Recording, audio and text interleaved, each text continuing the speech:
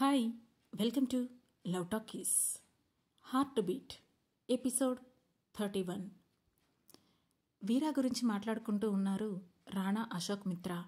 మరోవైపు ఫుల్గా నిద్రపోయి ఎప్పటికో మెల్లగా కళ్ళు తెరిచిన మిహిరా ఎదురుగా చంప కింద చెయ్యి పెట్టుకొని తననే చూస్తున్న వీరాను చూసి షాక్ అయ్యి వెంటనే లేచి కూర్చుంది. ఆమెను చూసిన వీరా చిన్నగా నవ్వి, ఎందుకంత షాక్ అవుతున్నావు అని అడిగాడు. షాక్ అవ్వపోతే ఏంటి మరి? సడన్గా అలా నిన్ను ఇంత దగ్గరగా చూస్తే షాక్ అవ్వకుండా ఎలా ఉంటాను? అయినా నువ్వేంటి ఇక్కడ కూర్చున్నావు అని అడిగింది మిహిరా. ఇన్ని సంవత్సరాలు నిన్ను చాలా మిస్ అయ్యాను. మరిప్పుడు నువ్వు నాతో ఉన్న ఈ టైంని ఎలా మిస్ అవుతాను? పైగా నువ్వు మీ ఎక్స్ హస్బెండ్ దగ్గరికి వెళ్తానంటున్నావు కదా, అందుకే ఉన్న కాసేపైనా ఇలా చూస్తూ కూర్చున్నాను అని అన్నాడు వీరా. అసలు నువ్వు నన్ను మిస్ అవ్వాల్సిన అవసరం ఏంటి? ఆ రోజు వెళ్ళేటప్పుడు నన్ను కూడా తీసుకెళ్ళి ఉండొచ్చు కదా అని అంటూనే బెడ్ దిగి హెయిర్ ముడివేసుకుంటూ అడిగింది మిహిరా.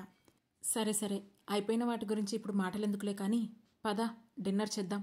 నువ్వు మధ్యాహ్నం కూడా ఏం తినలేదు అని అన్నాడు వీరా. అవును వీరా, నాకు కూడా చాలా ఆకలేస్తుంది, త్వరగా తిందాం, నేను ఫ్రెష్ అయ్యి వస్తాను అని అంటూ వాష్రూంలోకి వెళ్ళి 5 నిమిషాల్లో వచ్చింది మిహిరా. ఆ తర్వాత ఇద్దరూ కలిసి డైనింగ్ టేబుల్ దగ్గరికి వచ్చేసరికి అప్పటికే వంట మనిషి ఫుడ్ అంతా ప్రిపేర్ చేసి అక్కడ అరేంజ్ చేసి ఉంచింది. ఆ వంట మనిషి వాళ్ళు రాగానే వడ్డించబోతుండగా, నువ్వు వడ్డించడం కాదు, కొత్తగా వచ్చింది కదా మెయిడ్, తనని రమ్మని చెప్పు అని సీరియస్గా అన్నాడు వీరా. దాంతో వంట మనిషి లోపలికి వెళ్ళి మాయను పంపించింది. మాయ వచ్చి ఏంటి అని కేర్లెస్గా అడిగింది. దాంతో ఆమెకు ఓ సీరియస్ లుక్ ఇచ్చాడు వీరా. ఆ చూపుకి తడబడిన మాయ, సారీ, పిలిచారంట, ఏం చేయాలి సార్ అని కాస్త వినయంగా అడిగింది. ఈ ఓవర్ యాక్షనే తగ్గించుకుంటే మంచిది, మా ఇద్దరికి భోజనం వడ్డించు అని అన్నాడు వీరా. ఆ మాటతో ఏంటి, నేను వీళ్ళకి భోజనం వడ్డించాలా? కర్మ, ఎలా బ్రతికాను నేను? మా డాడీ కంపెనీకి సీఈఓని చేస్తా అన్నాడు, వచ్చి వీడి దగ్గర ఇరుక్కున్నాను అని తిట్టుకుంటూ వాళ్ళిద్దరికీ భోజనం వడ్డించింది మాయ. అవును వీరా, ఈ మాయ అసలు ఎక్కడెందుకుంది తింటూనే అడిగింది మిహిరా. మాయలు చేస్తుంది, అందుకే ఇక్కడుంది. అవును, తను నీకు తెలుసు కదా అని అన్నాడు వీరా. హా, తెలుసు. ఇంతకీ నీతో ఈమెకెలా పరిచయం అని అడిగింది మిహిరా. నీ ఎక్స్ హస్బెండ్ ఉంది కదా, వాళ్ళ తాతగారిని కిడ్నాప్ చేయడంలో మాకు హెల్ప్ చేసింది ఈ మాయానే అని చెప్పాడు వీరా. ఆ మాట విని షాక్ అవుతూ, వాట్, తాతయ్య గారిని కిడ్నాప్ చేయడానికి హెల్ప్ చేసిందా అని కోపంగా మాయా వైపు చూసింది మిహిరా. హా, దానికి బదులుగా తనని ఒక హెల్ప్ చేయమని అడిగింది, అది చేసినందుకు ఆయన్ని కిడ్నాప్ చేయడంలో మాకు హెల్ప్ చేసింది అని అన్నాడు వీరా. ఓ, మరి హెల్ప్ చేస్తే నువ్వేంటి తనకి పనిష్మెంట్ ఇస్తున్నావు అని అడిగింది మిహిరా. హెల్ప్ చేస్తే ఓకే, నేను కూడా తనకు తిరిగి హెల్ప్ చేసేవాణ్ణి, తను ఏమైనా అడిగితే కూడా ఇచ్చేవాణ్ణి, కానీ తను నా మీద పెత్తనం చేయాలని చూసిందిలే, అందుకే తోక కత్తిరించాను అని అన్నాడు వీరా. ఆ మాటతో సీరియస్గా మాయా వైపు చూస్తూ, అసలు నీకు కాస్తైనా బుద్ధుందా మాయా? రాగ్ నిన్ను పెళ్లి చేసుకుంటానని చెప్పాడు కదా, అలాంటిది నువ్వు తాతయ్యని ఎలా కిడ్నాప్ చేయడానికి హెల్ప్ చేశావు అని అడిగింది మిహిరా. నన్ను పెళ్లి చేసుకుంటానని అన్నాడు, కానీ నీతో పెళ్ళయ్యాక నీ వలలో పడి నన్ను వదిలేశాడు అని అంది మాయా. వాట్, నా వలలో పడటం ఏంటి? నిన్ను పెళ్లి చేసుకుంటానని పెళ్లి తర్వాత కూడా చెప్పాడు కదా, ఈ విషయం మన రిలేటివ్స్ అందరిలో కూడా తెలుసు. ఇన్ఫ్యాక్ట్ రాగ్ వాళ్ళ మదర్కి కూడా నువ్వంటే చాలా ఇష్టం, ఇంకేంటి ప్రాబ్లం అని అడిగింది మిహిరా. ఎంతమందికి ఇష్టం ఉన్నా పెళ్లి చేసుకునేంత ఇష్టం అనురాగ్కు ఉండాలి కదా, ఆ ఇష్టం అతనికి నీ మీద వచ్చింది, అందుకే నేను ఈ పని చేయాల్సి వచ్చింది అని సీరియస్గా అంది మాయా. ఆమె మాటలను బట్టి జరిగిందేంటో ఒక్కొక్కటిగా అర్థమవుతుంటే నుదురు చెట్లించిన మిహిరా, నాకు నిన్ను చూస్తుంటే ఒక సామెత గుర్తొస్తుంది మాయా, ఎవడి గొయ్యి వాడే తవ్వుకోవడం అంటే ఇదే తెలుసా అని అంది మిహిరా. మరేం చేయను, రాగ్ నిన్ను వదిలిపెట్టనంటున్నాడు, అందుకే తాతయ్యని కిడ్నాప్ చేయడానికి వీళ్ళకి హెల్ప్ చేసి రాగ్ నీకు విడాకులు ఇచ్చేలాగా నన్ను పెళ్లి చేసుకునేలాగా బ్లాక్మెయిల్ చేయించాను, కానీ అన్నీ నీ వల్ల బెడిసి కొట్టాయి అని విసుగ్గా అంది మాయా. ఏంటి, నాకు విడాకులు ఇచ్చేలాగా నువ్వు అనురాగ్ని బ్లాక్మెయిల్ చేయించావా అని అడిగింది మిహిరా. ఆ మాటతో మాయా ఆన్సర్ చెయ్యబోతుండగా ఇంతలో వీరా మాట్లాడుతూ, ఓ, తను మీ ఇద్దరికి డివోర్స్ ఇప్పించడానికేనా బ్లాక్మెయిల్ చేయించింది అని అడిగాడు. అంటే ఇందులో నీ హస్తం కూడా ఉందా అని కోపంగా అడిగింది మిహిరా. హలో హలో, తను లవ్ చేసిన అబ్బాయికి అతని వైఫ్కి డైవర్స్ ఇప్పించమని అడిగింది.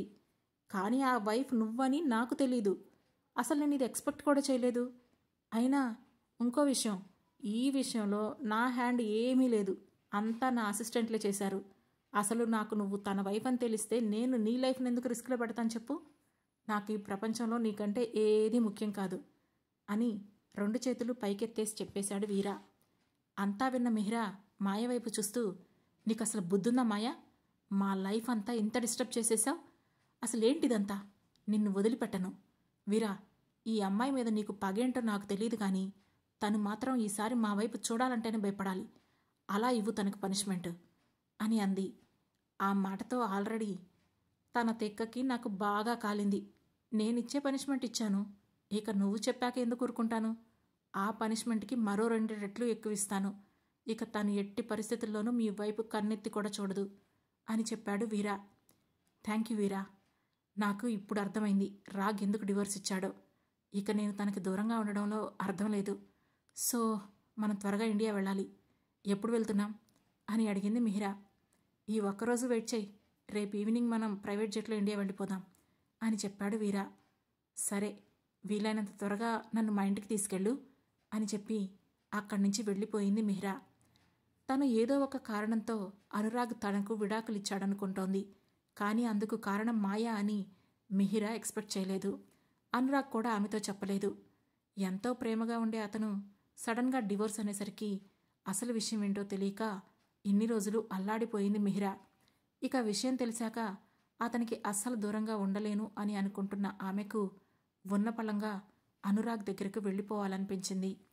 మరోవైపు మాయా వైపు చూసిన వీరా, చూడు మాయా, ఇన్ని రోజులు మిహిరా ఎవరో నీకు తెలియదు కనుక ఇవన్నీ చేసుంటావు. కానీ ఇప్పుడు చెబుతున్నాను విను. తను నా బాధ్యత, నా ప్రాణం. తనకి ఇబ్బంది కలిగిస్తే నిన్ను ఆ నరకానికి డైరెక్ట్గా పార్సిల్ చేయాల్సి ఉంటుంది. సో ఒళ్ళు దగ్గర పెట్టుకొనుండు అని చెప్పాడు.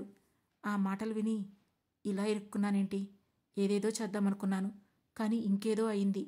అచ్చం ఆ మిహిరా అన్నట్లు నా గొయ్యి నేనే తవ్వుకున్నట్లయింది అని తల కొట్టుకొని అక్కడి నుంచి వెళ్ళిపోయింది మాయా. మరోవైపు ఇండియా వచ్చేశారు అనురాగ్, చంద్రకాంత్, హరిణి, సుబ్బు. హరిణి ఎయిర్పోర్ట్ నుంచి తన ఫ్లాట్కి వెళ్ళడానికి క్యాబ్ బుక్ చేసుకొని దానికోసం వెయిట్ చేస్తోంది. ఇంతలో అనురాగ్ కోసం కారు వచ్చింది. డ్రైవర్ పక్క సీట్లో అనురాగ్ కూర్చొని బ్యాక్ సీట్లో చంద్రకాంత్ కూర్చున్నాడు. ఆ తర్వాత సుబ్బు కూడా కూర్చోబోతుండగా డ్రైవర్కి అనురాగ్ సైగ చేయడంతో కారు ముందుకు వెళ్ళిపోయింది. అది చూసిన హరిణి చిన్నగా నవ్వుకుంది. దాంతో సుబ్బు ఉడుక్కుంటూ వెంటనే అనురాగ్కి కాల్ చేశాడు. అనురాగ్ ఫోన్ లిఫ్ట్ చేయగానే, ఏంట్రా, మనుషులు ఎక్కారో లేదో చూసుకోవా? నన్నెక్కించుకోకుండా వెళ్ళిపోయారేంటి అని అడిగాడు సుబ్బు. నీకు సెన్స్ ఉందారా కొంచెమైనా? ఆడపిల్లను ఒంటరిగా పంపిస్తావా? తనని తన ఫ్లాట్ దగ్గర డ్రాప్ చేసి నువ్వు నీ కొంపకెళ్ళు అని అన్నాడు అనురాగ్. అబ్బో, మేడం గారు ఒంటరిగా టూర్స్కి వేరే కంట్రీస్కి వెళ్తుంటేలేంది, మన హైదరాబాద్లో తనింటికి వెళ్ళలేదా? మరీ ఓవర్ యాక్షన్ రా అని అన్నాడు సుబ్బు. మూసుకొని చెప్పింది చేయరా అని చెప్పి ఫోన్ పెట్టేశాడు అనురాగ్.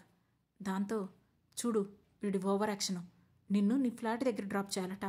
ఏ, నువ్వు వెళ్ళలేవా ఏంటి అని అడిగాడు సుబ్బు. దాన్ని రెస్పాన్సిబిలిటీ అంటారు మిస్టర్ అని అంది హరిణి. ఇంతలో క్యాబ్ రావడంతో ఇద్దరూ ఎక్కి కూర్చున్నారు. సుబ్బు విండోలో నుంచి బయటికి చూస్తుంటే, ఆర్ యూ ఓకే సుబ్బు? నువ్వు దేని గురించో బాగా థింక్ చేస్తున్నట్లున్నావు, చిరాకుగా కూడా అనిపిస్తున్నావు అని అడిగింది హరిణి. నాకెందుకో ఆ వీరా కటౌట్ కొంచెం తేడాగా ఉంది హరిణి. ఈ అనురాగ్ ఏ ధైర్యంతో మన మిహిరను తనతో పంపించాడో నాకు అర్థం కావడం లేదు అని ఆలోచిస్తూ అన్నాడు సుబ్బు. ఆ వీరా కటౌట్ తేడాగా ఉంటే ఉంది, కానీ మిహిరపై అతనికున్న అభిమానంలో మాత్రం తేడా లేదు. ఎంతో ఇష్టంగా తనని చూస్తున్నాడు అని అంది హరిణి. అబ్బో, అంత గొప్పగా చూస్తున్నాడా ఏంటి అని వెటకారంగా అన్నాడు సుబ్బు. ఎస్, మన పరిచయమైన కొత్తలో నువ్వు నాకు ప్రపోజ్ చేయడానికి ముందు అలానే చూసేవాడివి తెలుసా అని అంది హరిణి. సరిసర్లే, ఇప్పుడు అవన్నీ ఎందుకు అని అన్నాడు సుబ్బు. కావాలి, అవన్నీ కావాలి. అయినా మిహిరా వచ్చేస్తుందని అనురాగ్ అంత నమ్మకంగా ఉన్నప్పుడు నీకెందుకు అంత టెన్షన్ అని అడిగింది హరిణి. ఎవరితోనైనా స్ట్రాంగ్ ఫ్రెండ్షిప్ చెయ్యి, నీకే అర్థమవుతుంది ఆ టెన్షన్ ఏంటో అని అన్నాడు సుబ్బు. నీతో చేశాను కదా స్ట్రాంగ్ ఫ్రెండ్షిప్, ఆ తర్వాత లవ్వు, ఆ తర్వాత రిలేషన్, ఆ తర్వాత బ్రేకప్, ఇక ఈ జీవితానికి ఇవి చాలే అని అంది హరిణి. ఆ మాటతో ఆమె వైపు కోపంగా చూస్తూ, అప్పుడే బాగున్నావు, కానీ ఇంతలోనే పుల్లవెరుపు మాటలు మాట్లాడుతున్నావు, ఏంటి తల్లి నీ గోలా అని అన్నాడు సుబ్బు. ఏముంది, ఏం లేదులే, అమ్మ ఫోన్ చేసింది అని అంది హరిణి. అవునా, ఏంటట, నేను మిస్ అవుతుందంటనా అని అడిగాడు సుబ్బు. లేదు, నన్ను మిస్సెస్ చేయడానికి చూస్తుంది అని చెప్పింది హరిణి. వాట్, మిస్సెస్ చేయడం ఏంటి అని అడిగాడు సుబ్బు. అదే, నా కోసం పెళ్లి సంబంధాలు చూడటం మొదలుపెట్టిందట. ఈ వీకెండ్కి వస్తే అందులో ఒకటి సెలెక్ట్ చేసుకునే బాధ్యత నా మీద పెట్టింది అని అంది హరిణి. ఓ, చాలా గొప్ప విషయం. అయితే వెళుతున్నావా అని వెటకారంగా అడిగాడు సుబ్బు. వెళుతున్నాను, నువ్వు కూడా వస్తావా? పెళ్లి కొడుకును చూసుకోవడంలో నాకు హెల్ప్ చేయొచ్చు అని అంతే వెటకారంగా అంది హరిణి.